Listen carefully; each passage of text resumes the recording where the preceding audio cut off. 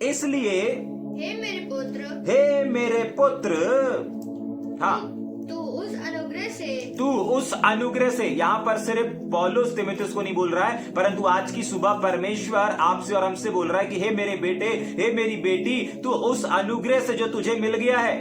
बहुत सारे लोगों को तो पता ही नहीं है कि सेवकाई में भाग बनना या सेवकाई को करना यह भी एक परमेश्वर का अनुग्रह है। इस मीटिंग में, इस सभा में, इस बाइबल अध्ययन को सुनना यह भी परमेश्वर का एक अनुग्रह है। आपके पास एक अच्छा पास्टर है, आपके पास एक अच्छा लीडर है, यह भी परमेश्वर का एक अनुग्रह है। जाग रहे हैं? अच्छी पत्नी मिल जाना, अच्छे बच्चे मिल जाना, यह भी परमेश्वर का अनुग्रह है। अच्छा बिजनेस चलना, अच्छा काम, आपके पास काम होना, जैसा भी है होना, वो भी परमेश्वर का एक अनुग्रह है। और परमेश्वर का वचन कह रहा है कि तुझे इसमें बलवान बनना है, सिर्फ शारीरिक चीजों में नहीं, लेकिन तुझे आत्मिक क्षेत्र में भी। देख, सोच, पहले याद कर, कौन सा वरदान तुझे मिल गया है, कौन सा चर्च तुझे मिल गया है, कौन सी सेवकाई तुझे मिल गई है, कौन सा चीज है जो तेरे को मिला हुआ है, कौन सा अनुग्रह है जिसमें तुझे फ्लो होना है, उसको समझ ले और उसके बाद उसमें बलवान हो जा। जाग रहे? बलवान का मतलब समझते हैं? बलवान का मतलब, दृढ़ का मतलब, ताकत का मतलब, ठीक है कि नहीं? और इसमें यहां पर क्या लिखा है? बलवंत, बलवंत, बलवान होना, दृढ़ होना, ये सारे एक ही चीज है। अलग अलग वर्जन में अगर आप पढ़ेंगे बाइबल को तो उसमें अलग अलग शब्द से नवाजा गया है। तो सबसे पहले आदेश जो पौलुस तीमुथियुस को दे रहा है और परमेश्वर आज की सुबह हमको दे रहा है कि जो भी आप काम कर रहे हो, जो भी वरदान या जो भी अनुग्रह परमेश्वर ने आपके जीवन में किया है, उस अनुग्रह में जो मसीह यीशु से संबंधित रखता है, जो परमेश्वर के वचन से संबंधित रखता है, उसमें आपको काम करने की आवश्यकता है। जाग रहे? क्या लिखा हुआ है? उसमें क्या हो जा? बलवंत। वापस पढ़ेंगे, उसमें बलवंत हो जा, उसमें दृढ़ हो जा। कैसे दृढ़ होंगे? कैसे दृढ़ होंगे? जाग रहे? एक घर कैसे बनता है, एक मकान कैसे बनता है? अगर आपको एक घर का निर्माण करना है, एक भवन का निर्माण करना है, तो वो कैसे बनता है? आपने नींव खोदा, नींव खोद देने से क्या दृढ़ घर बन जाएगा या चर्च बन जाएगा? नहीं, नींव खोद देने से घर नहीं बन जाता। ठीक है, आपने एक दिन लगा या एक सप्ताह लगा, आपने एक सप्ताह में चारों तरफ जहां भी आपका घर बनना है, मकान बनना है, वहां पर नींव खोद दिया, एक सप्ताह लगा आपको। क्या एक सप्ताह के बाद आप निस्फिक्र होकर के बैठ जाएंगे कि नहीं मेरा नींव खुद गया है मतलब काम खत्म? नहीं। ठीक ऐसे ही अगर नींव खोदने के बाद आपने उसमें नींव के पत्थर को डाल दिया या फिर नींव खुदवा करके उसमें लोहे, राड या जो कुछ भी लगता है उसमें भर दिया, तो उसको करने में भी आपको 1 महीना लग गया। अभी 1 महीने में आपने चारों तरफ अच्छे अच्छे कॉलम बना दिए, अच्छे अच्छे, तब भी आपका घर बन गया क्या? तब भी आपका चर्च बन गया क्या? तब भी एक भवन बन के तैयार हो गया क्या? नहीं हुआ। क्यों नहीं हुआ? क्योंकि जब तक आप उसमें लगातार लगातार लगातार काम नहीं करते रहेंगे, करते रहेंगे, तब तक क्या होगा? तब तक वो कंप्लीट नहीं होगा। अगर आप थोड़ा सा करके रुक जाएंगे, थोड़ा सा काम करके थम जाएंगे, तो वो कंप्लीट होने में नहीं हो पाएगा कंप्लीट। जाग रहे? और होगा भी तो कई वर्ष लग जाएंगे कंप्लीट होने में। जाग रहे? तो आपको उस क्षेत्र में क्या होना है? बलवंत होना है। बहुत बार लोग काम करके जैसे थक जाते हैं ना, वैसे ही सेवकाई करके लोग थक जाते हैं, बाइबल अध्ययन सुन के थक जाते हैं, बाइबल पढ़ के थक जाते हैं। जाग रहे? अगर आप परमेश्वर के वचन को सुन करके थक जा रहे हैं, बाइबल पढ़ के थक जा रहे हैं, इसका मतलब आप उस क्षेत्र में मजबूत और बलवंत नहीं हुए। समझ पा रहे हैं? अभी आपका घर बना नहीं है, अभी आत्मिक घर आपका बना नहीं है, अभी आत्मा में आप दृढ़ नहीं हुए, आत्मा में मजबूत नहीं हुए। अगर आराधना, थोड़ी सी आराधना, 2 गीत गा करके आप थक जाते हैं, आप अभी आराधना के क्षेत्र में दृढ़ और बलवान नहीं हुए। आराधना में आप दृढ़ और बलवान हो गए हैं, कैसे पता चलेगा? जब आपने आराधना शुरू करी और जब तक घंटों है, जब तक का समय नहीं, तब तक आप आराधना कर रहे हैं। जाग रहे? हाँ, आपको गीतों को ढूंढने की आवश्यकता नहीं, क्योंकि आप बलवान हो चुके हैं। एक के बाद एक, एक के बाद एक, एक के बाद एक गीतों को, गीत आते रहेंगे, आते रहेंगे।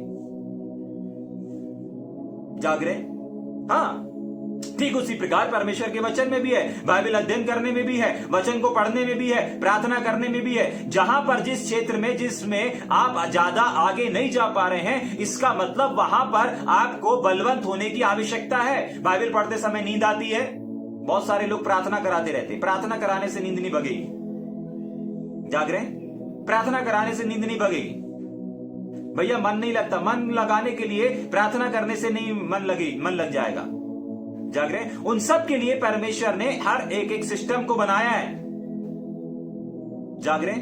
और उस चीज को आपको समझना पड़ेगा, तब जाकर के आपको बाइबल पढ़ने में क्या होगा। आपको बाइबल पढ़ने में नींद क्यों आ रही पता है? क्योंकि आप प्यार ही नहीं करते। आप अभी भी उसमें उस क्षेत्र में दृढ़ और मजबूत नहीं हुए। वचन के प्रति आपकी मोहब्बत कम है, वचन के प्रति आपका झुकाव कम है। जाग रहे? आप इमेजिन करिएगा, जब आप बाइबल पढ़ रहे हैं बहुत सारी नींद आ रही है, लेकिन उसी समय अगर कोई आपका दोस्त आ गया, कोई स्कूल का फ्रेंड आ गया, किसी का कॉल आ गया, सारी नींद गायब। जाग रहे? क्यों होगा ऐसा? क्योंकि फ्रेंड के तरफ ज्यादा झुकाव है, कॉल मोबाइल की तरफ ज्यादा झुकाव है। कुछ लोगों को तो इतना झुकाव हो चुका है कि वो लोग बाइबल लेकर के ही नहीं चलते, मोबाइल में बाइबल खोलते हैं। जाग रहे? मैं आपको बताना चाहता हूं, जो लोग मोबाइल में बाइबल लेकर के चलते हैं ना, मोबाइल में बाइबल खुलने से प्रकाशन नहीं आता है, बाइबल के खुलने से प्रकाशन आता है। क्यों? क्योंकि आपके उसी मोबाइल में बहुत सारी गंदी और बहुत सारी नेगेटिव चीजें भी पाई जाती हैं। उसी सोशल मीडिया पे बहुत सारी नेगेटिव चीजें भी हैं, उसी इंटरनेट में बहुत सारी गलत चीजें भी हो रही हैं। जाग रहे हैं? लेकिन इस बाइबल के खुलने से आपके और हमारे जीवन में प्रकाशन आता है। मोबाइल में बाइबल पढ़ने से आपको हो सकता है, हाँ, हम इमरजेंसी में पढ़ सकते हैं, किसी कारणवश भूल गए तो उसके लिए कोई वचन प्रभु दिखा रहा है, तो अब आपके पास वो बाइबल नहीं है, तो आप मोबाइल से निकाल करके उस आयत को पढ़ सकते हैं, ऐसा कर सकते हैं। लेकिन वो बाइबल होने के बाद भी अगर आप मोबाइल की बाइबल पर डिपेंड हैं, तो आपके पास प्रकाशन नहीं आएगा। जाग रहे?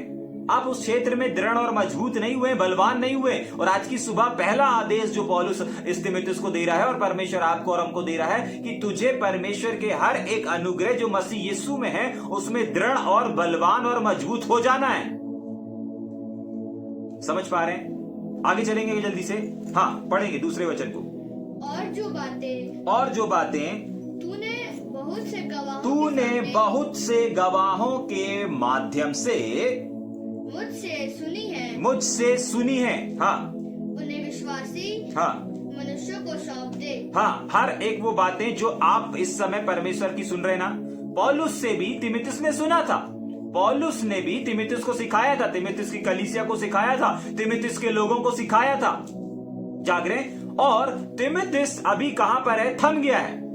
हो सकता है आज की सुबह आप भी कहीं थम गए होंगे।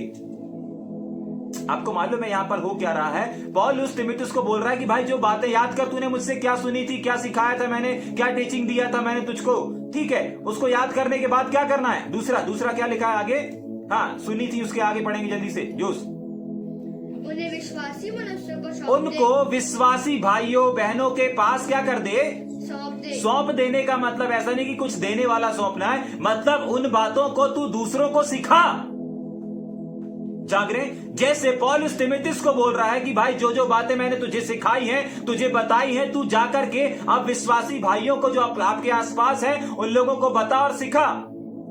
ठीक उसी प्रकार परमेश्वर का वचन आज की सुबह आपसे और हमसे कह रहा है कि हर दिन आप बाइबल अध्ययन को सुन रहे हैं, यहां तक कि संडे भी मिस नहीं हो रहा है, आप संडे को भी बाइबल अध्ययन को सुन पा रहे हैं। परमेश्वर का वचन हर दिन आपके पास पहुंच रहा है। जाग रहे हैं? हर दिन पहुंच रहा है। एक बात, दो बात, तीन बात, कोई ना कोई ऐसी बात है जो आपके हृदय तक आ रही है, आपको छू रही है, आपको टच कर रही है। लेकिन सवाल यह है कि आज की सुबह परमेश्वर दूसरे आदेश को जो दे रहा है, और वो दूसरा आदेश है कि जो तुझे प्राप्त हो रहा है उसको तू अपने मसीह भाई और बहनों को सिखा, समझा, बता। तू सीख गया है, इतना काफी नहीं है। तुझे तेरे ज्ञान के लिए, तेरी समझ के लिए, तेरे सेवकाई के लिए बस मात्र परमेश्वर का वचन नहीं है, लेकिन तेरे आसपास भी बहुत सारे ऐसी बहनें हैं, बहुत सारी ऐसे भाई हैं जिनको तुझे बताना और सिखाना अनिवार्य है। जाग रहे? समझ में आ रहा है? आज आप कहीं से भी सुन रहे होंगे, मुझे नहीं मालूम आप कहां से सुन रहे हैं इस वचन को, मुझे नहीं मालूम आप कहां से इस बाइबल अध्ययन को सुन रहे हैं, लेकिन अगर आप कुछ भी चीजों को अपने जीवन में रिसीव करते हैं तो सिर्फ आपको रिसीव करने के लिए या आपको आशीषित करने के लिए बस, या आपसे परमेश्वर का आत्मा सिर्फ बातचीत करने के लिए ये बातों को आप तक नहीं पहुंचा रहा है, लेकिन अगर आप तक पहुंच जा रही है तो आपको इसको आगे भेजना है। इन बातों को आगे सिखाना है। आपको मालूम है, जब एक पत्री एक कलीसिया में पढ़ दी जाती थी तो उसको अपने कलीसिया में नहीं रख लिया जाता था, उसको एक कलीसिया से दूसरी कलीसियाओं में भेजा जाता था। आज आपको जाकर के पोस्ट करके भेजने की आवश्यकता नहीं है। आज आपके पास जैसे इस लिंक के माध्यम से, इस यूट्यूब के लिंक के माध्यम से अगर किसी भी माध्यम से आप तक कोई बात पहुंच रही है, आप सीख रहे हैं, आपको उसको अपने तक नहीं रखना है और मसीह भाई बहनों को भेजना है, ताकि जो आप प्राप्त कर रहे हैं, ताकि जो आप सीख रहे हैं, उनको दूसरों तक भी पहुंचाए। यही तो पौलुस को दूसरा आदेश दे रहा है और यहां पर परमेश्वर आपको आदेश दे रहा है।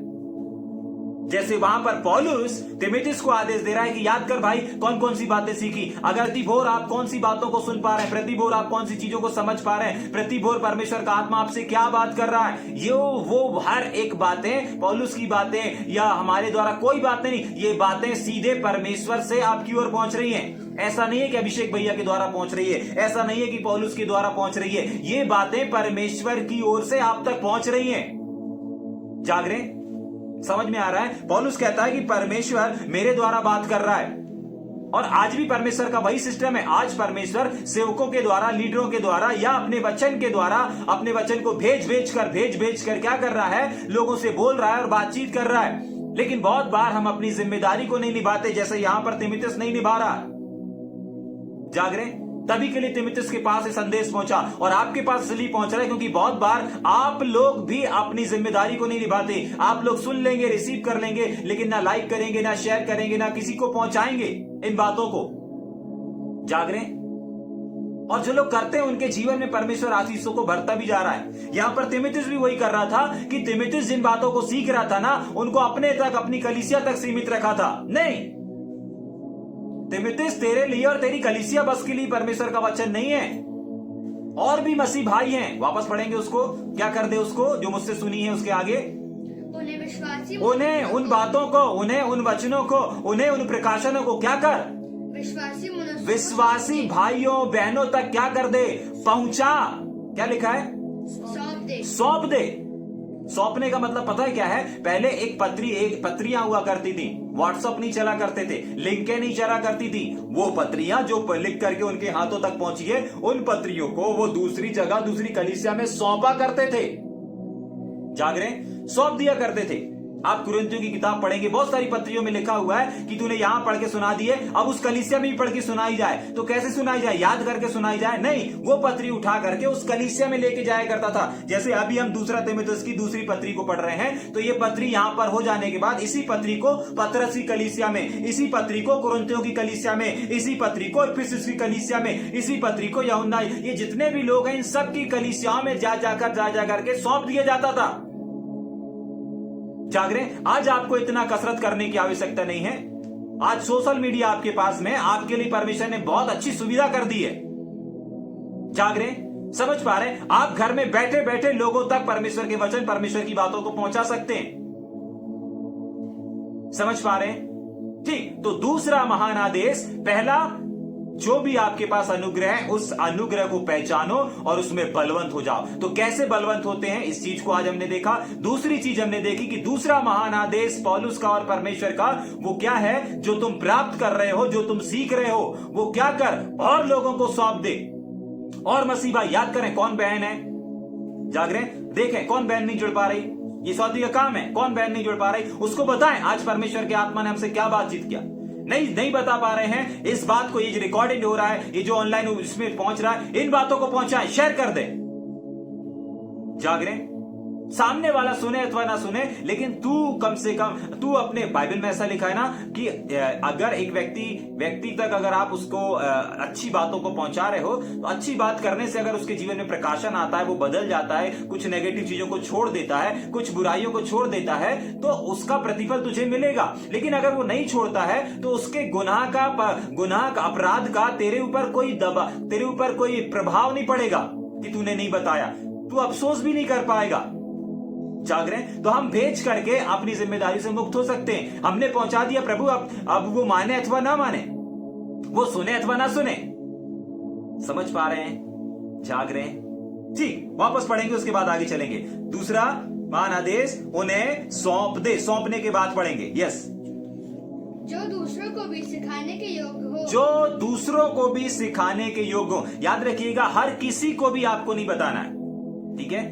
विश्वासी का मतलब होता है ऐसे लोगों को, जो ऐसे लोगों को, और उनको भी जब आप सौंपो ना तो उनको भी इस बात को बताओ कि देखो ये चीज तुम्हें अपने तक नहीं रखनी है। जाग रहे हैं? देखिए, जब पौलुस को तिमुथियुस को बताना और सिखाना पड़ गया कि भाई इसको अपने तक मत रख और लोगों को बताना, उस कलीसिया में, कुरिन्थियों में भी भेज दे, पतरसी कलीसिया में भी भेज दे, एफिसुसी कलीसिया, जब तिमुथियुस को बताना पड़ गया तो आपको भी लोगों को बताना है। भाई कैसा रहा वचन? भेजने के बाद पूछें कैसा लगा, आज परमेश्वर ने बातचीत किया, क्या बातचीत किया। अगर सही बता दिया तो समझ जाइए हाँ उनने सुना है, ठीक है। उसके बाद उनको बताओ कि आपको इस बात को लोगों तक पहुंचाना है। ये भी एक सेवा है, ये भी एक सेवा है। कौन व्यक्ति चिल्ला चिल्ला करके क्या प्रचार कर रहा है, क्या क्या चीजों को बता रहा है, वो आप नहीं बता पा रहे हैं, लेकिन उस बात को एक स्थान से दूसरे स्थान में फैला करके आप उसके भाग बन सकते हैं। दान दशमांश देने से ही आप सेवकाई के भाग नहीं बनते, लेकिन परमेश्वर के वचन को जब आप एक स्थान से दूसरे स्थान पर पहुंचाते हैं तब भी आप उस सेवकाई के भाग बन जाते हैं। जाग रहे हैं? उस टीचिंग के भाग बन जाते हैं, उस बाइबल अध्ययन के भाग बन जाते हैं। समझ पा रहे हैं? ठीक, आगे चलेंगे क्या? हाँ, किनको पहुंचा? जो और भी लोगों को सिखा सके। मतलब ये काम भी आपका है कि आपको लोगों को बताना है, और ऐसे लोगों को, जाग रहे हैं, ऐसे लोगों को नहीं भेज देना है जो सुनेंगे ही नहीं। जाग रहे हैं? कुछ लोग ऐसे होते हैं ना, भैया हम संसारिक लोगों को, संसारिक लोगों के लिए बाइबल अध्ययन नहीं है, उनके लिए प्रॉमिसेस वचन, ब्लेसिंग्स वचन, उनके लिए तो बस प्रार्थना कर दो और बस खत्म। जाग रहे हैं? अब अपनी ये बाइबल अध्ययन में अभी कुछ कम लोग जुड़ते हैं ना, आपको मालूम है बहुत ऐसे लोग जुड़ सकते हैं, लेकिन अपन ने इस लिंक को वायरल किया ही नहीं है। क्यों वायरल नहीं किया है? क्योंकि अपन नहीं चाहते कि कोई भी ऐसा व्यक्ति इसमें शामिल हो। जिसको परमेश्वर के वचन की भूख और प्यास है वही लोग इसमें ऐड रहे। तभी के लिए अपने इस बाइबल अध्ययन में बहुत कम लोग रहते हैं। जाग रहे हैं? उसका रीजन हम खुद ही हैं। अपन खुद इसको और दूसरे ग्रुप में शेयर नहीं करते। जिसको वचन की भूख है, प्यास है, वो क्या करेगा? लाइक करेगा, सब्सक्राइब करेगा और उसको प्रतिदिन उसको सुनेगा। समझ पा रहे हैं? हाँ, आप उनको भेजें जिनके पास, जो ऑलरेडी मसीह है। जब मसीह व्यक्ति है, जब वो कुछ चीज को सुनेगा, आगे बढ़ने के लिए उसको भी आपको उत्साहित करना है। भाई अगर वचन से तुम आशीषित होते हो तो आपको दूसरे को भी पहुंचाना है। जाग रहे हैं? ठीक, तीसरा महान आदेश देखेंगे जल्दी से, तीसरे वचन को पढ़ेंगे। मसीह यीशु के हाँ, अच्छे योद्धा के समान, अच्छे योद्धा, अच्छे सैनिक के समान। योद्धा को सैनिक भी बोला जाता है, ठीक है। मैं अगर ओल्ड वर्जन में पढ़ूं तो वहां पर ऐसा लिखा हुआ है, इसलिए तू मसीह यीशु के अच्छे योद्धा, अच्छे सैनिक के समान मेरे साथ क्या कर? दुख उठा। मेरे साथ क्या कर? दुख उठा। दुख उठा। तो तीसरा महान आदेश है कि आपको मसीह के लिए, सुसमाचार के लिए, या सुसमाचार की वजह से आपको और हमको दुख उठाना है। बहुत बार ऐसा होता होगा ना कि अगर आप चर्च जा रहे हैं तो चर्च जाने के लिए आपके पास साधन नहीं है, चर्च जाने के लिए आपके पास गाड़ी नहीं है, चर्च जाने के लिए आपके पास पैसा नहीं है, दरबार जाने के लिए आपके पास पैसा नहीं है। जाग रहे हैं? तो ये एक दुख को आता है। ये जो रुकावट है ना, ये दुख है। जब भी रुकावट आती तो आनंद को लेके आती क्या? नहीं, एक रुकावट लाती है, एक दुख को लेकर के आती। लेकिन बाइबल बताती है, ये छोटा सा दुख की बात कर रहे हैं पर ऐसे बहुत सारे बड़े बड़े दुख हैं, बहुत सारे ऐसे बड़े बड़े दुख हैं जो सुसमाचार को प्रचार करने के लिए, सुसमाचार से क्या करने के लिए? बताने के लिए, बाइबल साथ में लेकर के चलने के लिए लोगों को दुख दिया जा रहा है। समझ पा रहे हैं? ठीक, क्या लिखा हुआ है? मसीह यीशु के अच्छे योद्धा के समान मेरे साथ दुख उठा। क्या उठा? दुख उठा। तो पौलुस क्या कर रहा था? सेवा कर रहा था। तो सेवकाई के लिए आपको अपने कदमों को दुख उठाने से रोकना नहीं है। जाग रहे हैं? नहीं, जब अच्छी सुविधा होगी, जब अच्छी चीजों का होगा, तभी हम क्या करेंगे? सेवा करेंगे। समझ में आ रहा है? जब अच्छा कंफर्ट होगा, जब अच्छे लोग होंगे, तभी हम सेवकाई में जाएंगे। ऐसा बिल्कुल भी नहीं है। परमेश्वर का वचन ऐसा बताता है, परमेश्वर का वचन हमको ऐसा सिखाता है कि मसीह यीशु के अच्छे योद्धा के समान मेरे साथ दुख उठा। इसका मतलब पता है क्या है? सेवकाई में आपको दुख होगा, तकलीफ होगा। बहुत सारे लोग होते हैं ना, इस दुख, तकलीफ, इस सेवकाई से क्या हो जाते हैं? भाग जाते हैं, भाग जाते हैं। आपको मालूम है मरकुस भाग गया था, दुख को देख करके, तकलीफ को देख करके भाग गया था। और कल भी हमने इस बात, और सैटरडे को भी हमने इस बात को देखा था, बीते दिनों में भी हमने इस बात को देखा था कि कुछ लोग हैं जो सेवकाई से क्या हो जाते हैं? भाग जाते हैं। कुछ लोग हैं जो सेवकाई को छोड़ देते हैं। किस वजह से? दुख आने की वजह से, तकलीफ आने की वजह से, परेशानी आने की वजह से, रुकावट आने की वजह से, बीमारी आ जाने की वजह से, काम ना चलने की वजह से। बिजनेस ना चलने की वजह से, लड़ाई झगड़े की वजह से, मूड खराब, अगर मूड डिस्टर्ब हो जाता है ना, कुछ भी लोग बहस कर लेते हैं तो क्या हो जाता है, डिस्टर्ब हो जाता है। उस वजह से सुसमाचार को सुनाना, सुसमाचार में सेवकाई में जाना, किसी लोग, कुछ लोगों को बुरा लग जाता है तो बुरा मान जाने की वजह से वो सेवकाई छोड़ देते हैं। जाग रहे? किसी को अगर किसी की बात बुरी लग गई ना तो वो क्या करेंगे, सेवकाई छोड़ देंगे। भाई बुरा लगा, ये भी तो एक दुख है। आपको तकलीफ हुआ ना, आपके आंसू बहे ना, अरे यार उसने मुझे ऐसा बोल दिया, अरे यार उसने अन्याय किया, ये भी तो एक दुख है। आंसू बहे तो दुख है, तभी तो आंसू बह रहे हैं ना, चाहे शारीरिक बह रहे हैं चाहे आत्मिक बह रहे हैं, दुख तो हुआ ना आपको, ठीक है। लेकिन उस दुख में आपने क्या किया? उस दुख में आपने परमेश्वर से पीछे हट गए, परमेश्वर के काम से पीछे हट गए, सेवकाई से पीछे हट गए। क्या किया आपने? बाइबल तो आपको दुख उठाने के लिए बोल रहे हैं। यहां पर बहुत बार सेवक लोग क्या करते हैं, उन दुखों से भाग जाते हैं। आपको मालूम है, जो दुखों से, परेशानियों से भाग जाता है या पीछे हट जाता है, वो सेवक तो कहलाएगा, वो सैनिक तो कहलाएगा, लेकिन एक शब्द यहां पर लिखा है अच्छा। क्या लिखा है? अच्छा सेवक, अच्छा योद्धा नहीं कहलाएगा। क्योंकि जो अच्छा सेवक रहता है, जो अच्छा सैनिक रहता है, वो दुख उठाता है, और जो बुरा सेवक रहता है, जो बुरा योद्धा रहता है, बुरा सैनिक रहता है, वो दुखों से भाग जाता है। आज की सुबह पौलुस तीमुथियुस से नहीं, लेकिन आज की सुबह परमेश्वर आप और हमसे इस बात को कह रहा है कि आप कैसे योद्धा हैं, आप कैसे सैनिक हैं। आप शत्रुओं को देख करके, उनकी तलवारों को देख करके, उनकी ताकत को देख करके क्या कर रहे हैं? जब भी आपके जीवन में दुख आ रहा, परिवार के रूप में आ गया, बीमारी के रूप में आ गया, सेवकाई के रूप में आ गया, किसी की बात बुरा लग जाने की वजह से आ गया, उसके बाद क्या कर रहे हैं? दुख आया तो सही, संकट आया तो सही, परेशानी आई तो सही, विशेषकर दुख के रूप में आया, लेकिन उस दुख में आपने क्या किया? उस दुख से भाग गए, सेवकाई से भाग गए, सेवकाई से पीछे हट गए। परमेश्वर का वचन कहता है आप सेवक तो कहलाएंगे, सैनिक तो कहलाएंगे, लेकिन अच्छे और सच्चे नहीं कहलाएंगे। क्योंकि बाइबल कहती है, तीसरा महान आदेश पौलुस का और परमेश्वर का है सेवकों के लिए कि मसीह यीशु के अच्छे सैनिक और अच्छे योद्धा के समान दुख उठा। मसीह के साथ दुख उठा। पौलुस कह रहा है मेरे साथ दुख उठा। आपको मालूम है ये लोग अभी अलग अलग हैं, अलग अलग है ना, अपन ने इसके पहले पढ़ा था। पौलुस और तीमुथियुस अभी अलग अलग हैं। पौलुस को वापस मिलने के लिए आए, पौलुस को वापस इस पत्री के द्वारा संदेश पहुंचा रहा है, अरे मेरे साथ दुख उठा, तू कहां बैठ गया घर जाकर के, तू कहां पीछे हट गया है, चल वापस कम बैक कर, वापस साथ में काम कर, वापस साथ में दुख उठा, वापस साथ में सेवकाई कर। जाग रहे? क्या हो गया? तीमुथियुस अलग हो चुका है, तीमुथियुस दूर हो गया है।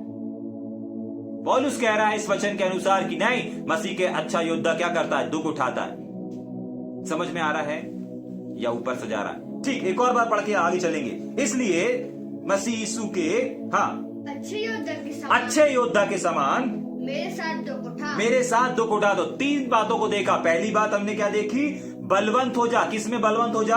मसीह यीशु का अनुग्रह जो आपके और हमारे पास है, उस अनुग्रह में आपको और हमको क्या होना है? बलवंत होना है। दूसरा क्या करना है? जो संदेश, जो बातें, जो शिक्षा, जो टीचिंग परमेश्वर आज की सुबह या प्रतिदिन आपको पहुंचा रहा है, उन बातों को आपको लोगों तक पहुंचाना है, मतलब लोगों को सौंप देना है। और तीसरी चीज हमने किस बात को सीखा? कि हमको दुख उठाना है। ये वो आदेश है जिन आदेशों को पौलुस ने तीमुथियुस को दिया और आज की सुबह परमेश्वर आपको और हमको दे रहा है। चौथा महान आदेश देखेंगे, जल्दी से पढ़ेंगे चौथा वचन।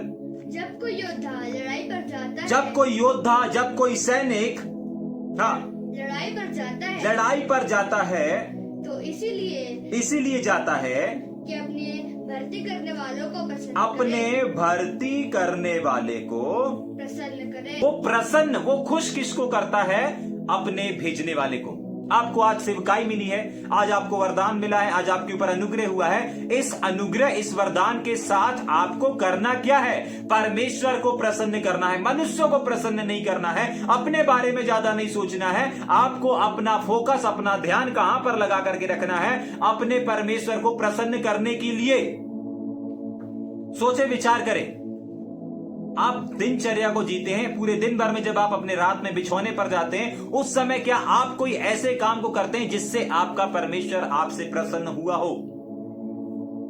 इस बात को प्रतिदिन आपको जांचना है, प्रतिदिन आपको वॉच करना है, प्रतिदिन आपको देखना है। जब भी आप अपने बिछौने पर रात में जाते हैं, पूरे दिनचर्या से होकर के रात में अपने आप को देखें कि क्या आपने सच में परमेश्वर को प्रसन्न करने वाले जीवन को जिया आज के दिन। ठीक है कि नहीं?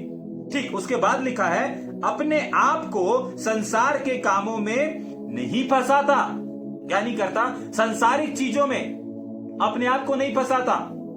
जो संसार कर रहा है वो संसारिक चीजें हैं। आप वो नहीं है जो संसार कर रहा है। आप वो नहीं कर सकते जो संसार कर रहा है। आप वो नहीं है जो संसार है। समझ में आ रहा है? आप वो नहीं है जो संसार है। आप वो नहीं कर सकते जो संसार कर रहा है।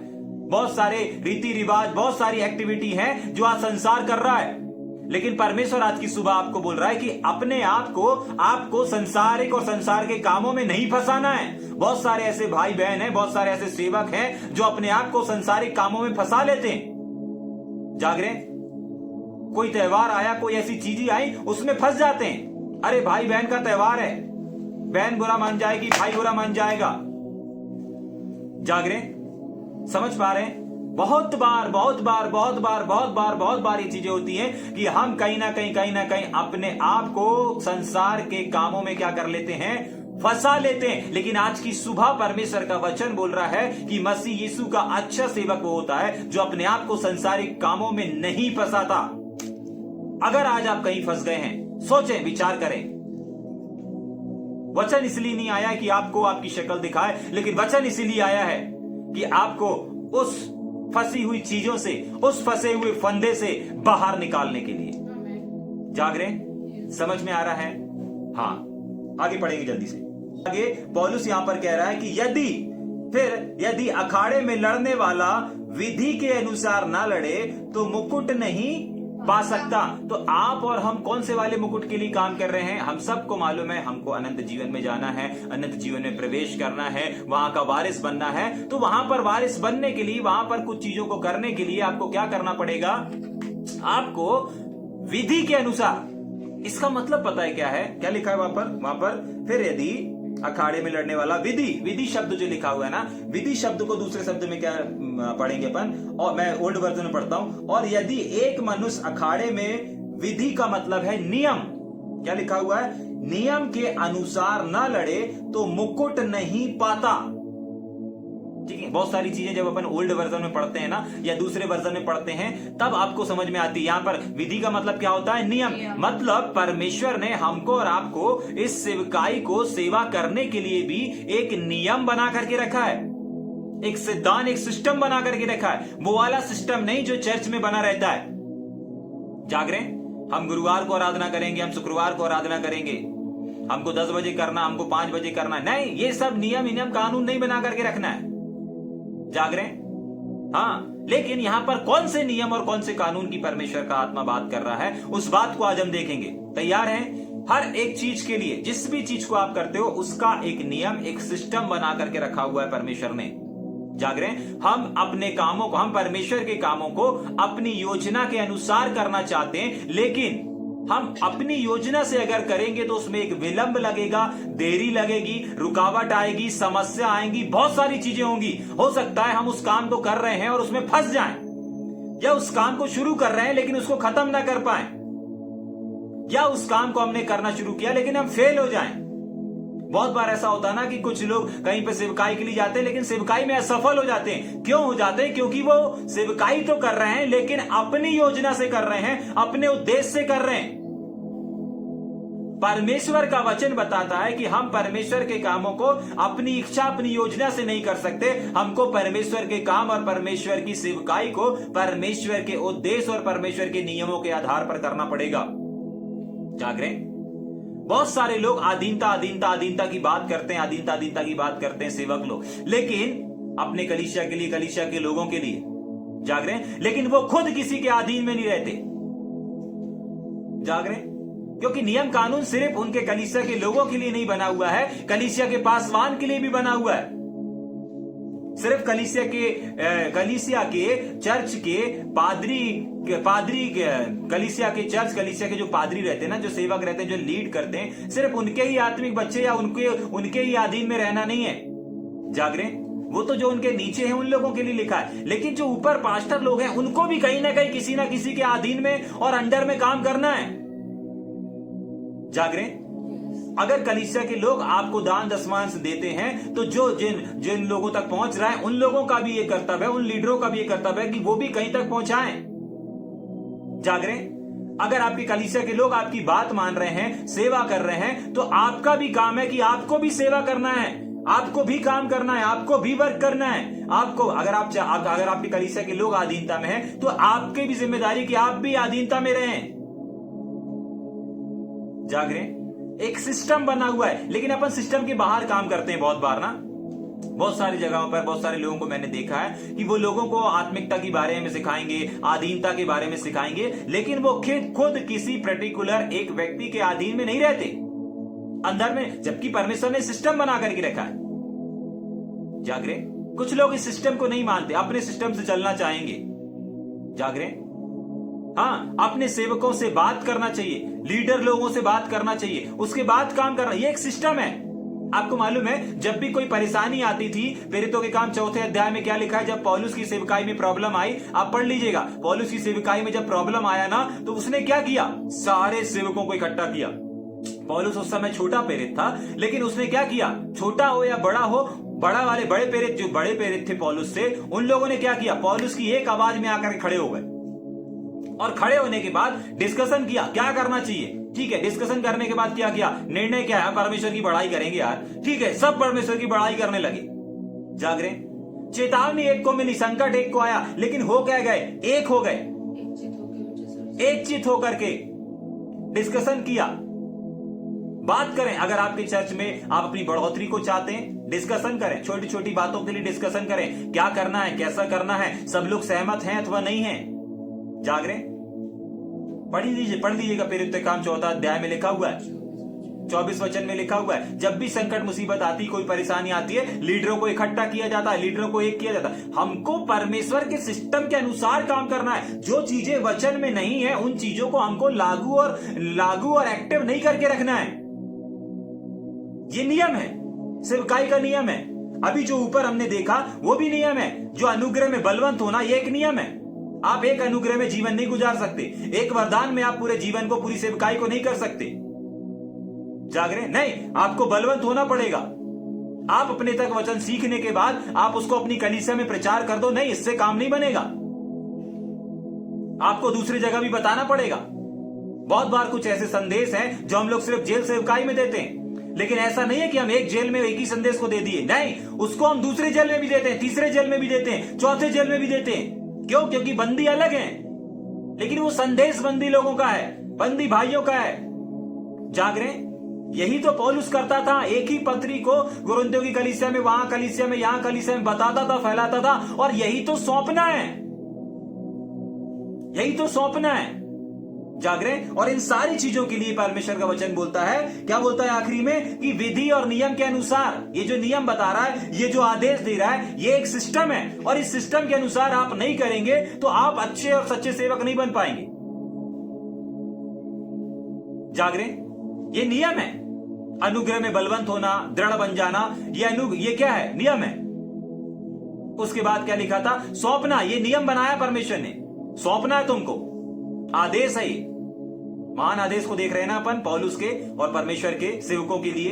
हाँ, उसके आगे क्या था, दुख उठाना, यह आदेश है। अगर आप नहीं दुख उठा रहे, सोच लीजिए आप नियम के अनुसार काम नहीं कर रहे, जो सिस्टम परमेश्वर ने बनाए सिस्टम के अनुसार काम नहीं कर रहे।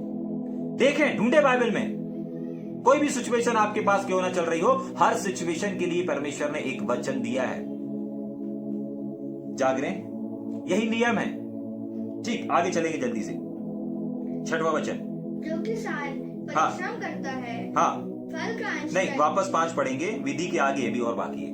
विधि के अनुसार ना लड़े, विधि के अनुसार ना लड़े तो मुकुट नहीं पाता। आपको मालूम है आपका परिश्रम व्यर्थ नहीं जाएगा, लेकिन आपको मुकुट भी नहीं दिया जाएगा। जाग रहे? समझ में आ रहा है? मुकुट अगर आपको प्राप्त करना है, पुरस्कार अगर आपको प्राप्त करना है, आप लोगों ने दौड़ देखी ना, दौड़, सर्कल वाली, राउंड वाली, स्टेडियम में जो दौड़ होती है, नहीं तो स्पोर्ट वाले जो चैनल है उसमें लगा करके देख लीजिएगा, उसमें एक बहुत बड़े स्टेडियम में रिंग वाली दौड़ होती है, एक जगह से दूसरी जगह पर 3 राउंड मारना पड़ता है। आपको मालूम है 3 राउंड मारने के बाद जो लोग फर्स्ट सेकंड थर्ड आते हैं, क्या वही लोग जीते कहलाते? उन्हीं लोगों ने दौड़ा रहता है? नहीं, वो 3 राउंड को जितने भी थे, 25 लोगों ने दौड़ना शुरू किया था, 20 लोगों ने दौड़ना शुरू किया, जितने भी लोगों ने दौड़ना शुरू किया वे सारे लोगों ने 3 बार सर्कल लगाया, 3 बार पूरा राउंड में सर्कल लगाया, लेकिन पुरस्कार कुछ 3 लोगों को ही दिया गया। जाग रहे हैं? क्योंकि 3 लोगों ने एक सिस्टम के अनुसार काम किया, एक नियम के अनुसार काम किया। अगर आज आप परमेश्वर के ठहराए हुए नियम और सिस्टम के अनुसार काम नहीं करेंगे तो आप सेवा तो कर लेंगे, जैसे उन लोगों ने 3 लोगों के अलावा बाकी लोगों ने भी 3 बार राउंड लगाया ना। हाँ, बाकायदा उन लोगों ने भी 3 राउंड लगाया, लेकिन इस 3 राउंड को लगाने के बाद भी उनको रेसर तो कहा जा रहा है, अच्छे रनर हैं, अच्छा रनर कहला जा रहा है, लेकिन पुरस्कार उनके पास नहीं है। क्या आप ऐसी सेवकाई को खत्म करना चाहते हैं जिसमें आपको सिर्फ रनर सेवक बोला जाए, या एक आदर्श सेवक के नाम से जाना जाए? जाग रहे हैं? आदर्श सेवक, पुरस्कार वाला। आदर्श किसको? जिसको परमेश्वर पुरस्कार देता है। जाग रहे हैं? इनाम देता है। सोचे विचार करें, क्या आज आप एक विधि, एक सिस्टम के अनुसार काम कर रहे हैं अथवा नहीं कर रहे? ठीक, आगे चलेंगे कि जल्दी से 6वें वचन पे। जो किसान परिश्रम करता है, हाँ, फल का अंश पहले उसे मिलना चाहिए। हाँ, जो मैं कहता हूँ उस पर ध्यान दे और प्रभु तुझे सब बातों की समझ देगा।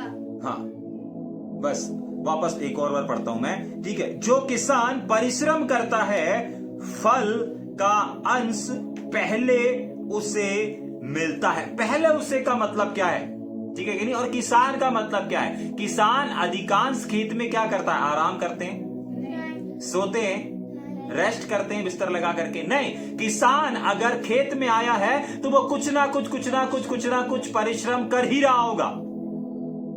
बीज लग गया है, पानी डाल दिया, उसके बाद भी वो कुछ ना कुछ चीजों को कर रहा होगा, उसको आराम नहीं रहता।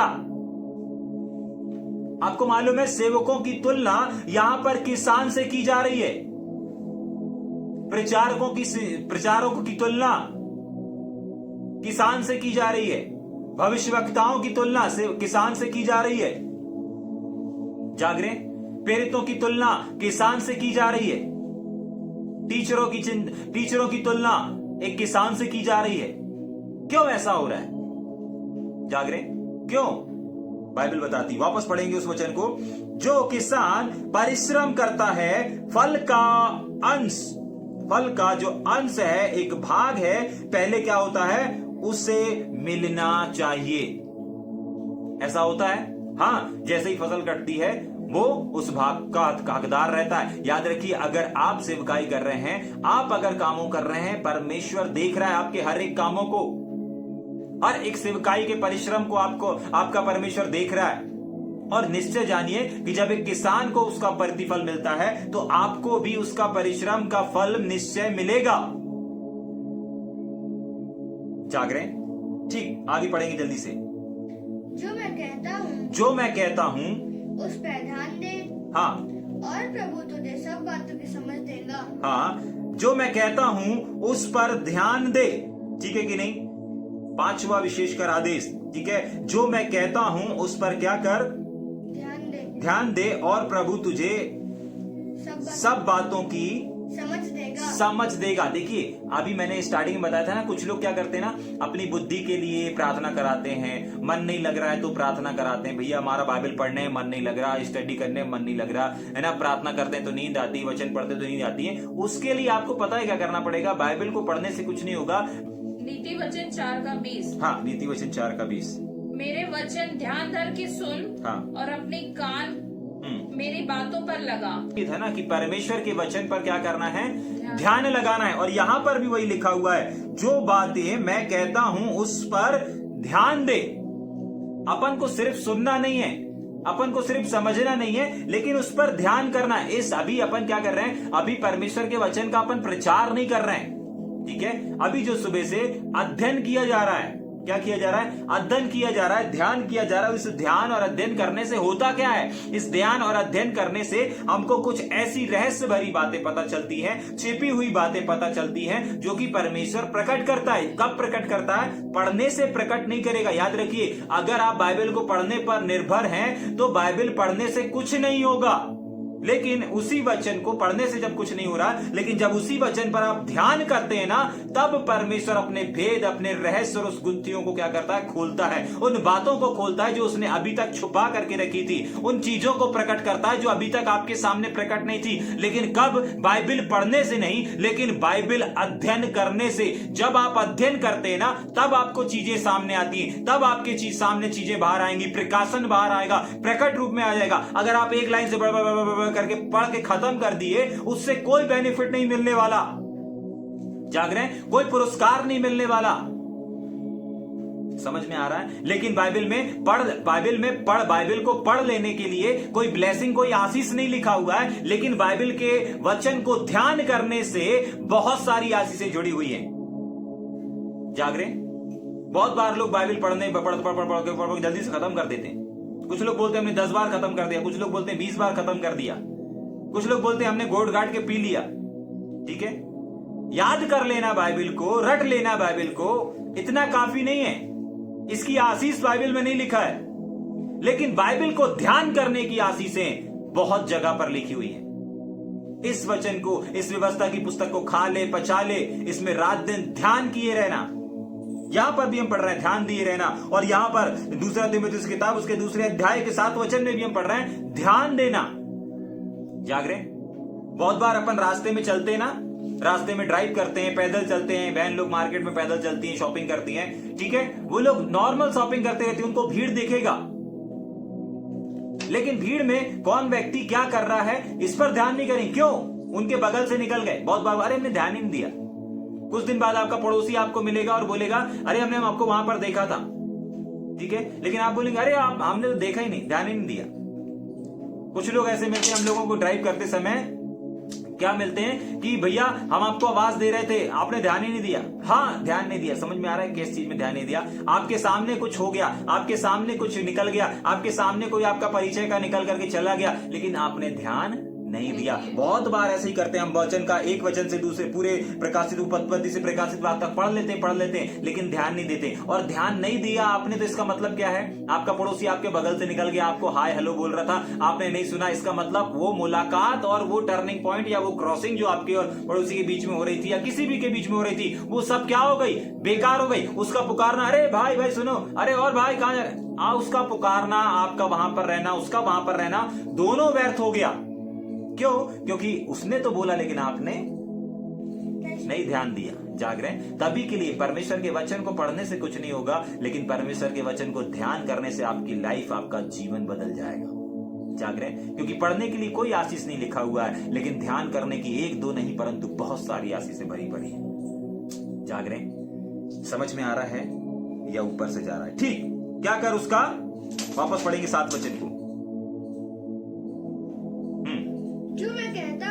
जो मैं कहता हूँ उस पर ध्यान दे, उस पर ध्यान दे, और प्रभु तुझे सब बातों की समझ देगा। सब बातों की क्या करेगा? समझ देगा। सब बातों की क्या करेगा? समझ देगा। समझ देगा। ठीक है, तो आपको अगर समझ चाहिए, आपको अगर बुद्धि चाहिए, तो आपको क्या करना पड़ेगा? वचन को पढ़ना पड़ेगा। क्या? नहीं, वचन का ध्यान करना पड़ेगा।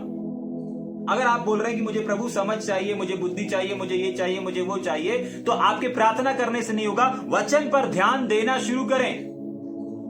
जब जब आप वचन को ध्यान करेंगे, वचन को अध्ययन करेंगे, तब तब आपकी बुद्धि क्या होती जाएगी? नई होती जाएगी, नई होती जाएगी। आप ना सो रहे होंगे तो उठ करके आप बाइबल खोलना शुरू कर देंगे।